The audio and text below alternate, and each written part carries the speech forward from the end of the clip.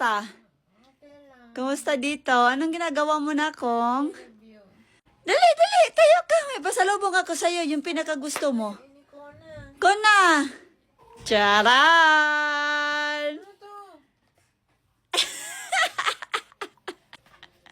Di ba yan yung gusto-gusto mo? Pastil. Sa Cebu.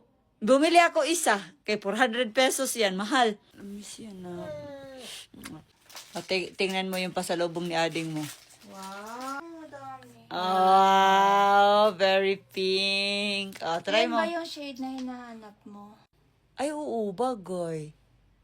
Galing talaga si Kuna mamili. Wow, kabo. Bakit dami. Uy, luma mo na niya. Sakura na ko. Kanina kasi, nagsipan ko coffee ako nung kumain kami sa baba. Ninakaw ni Mikona. Siya daw ang iinom kasi hindi siya nakapagbawas kahapon. So ako ngayon, cocoa. Very creamy din siya.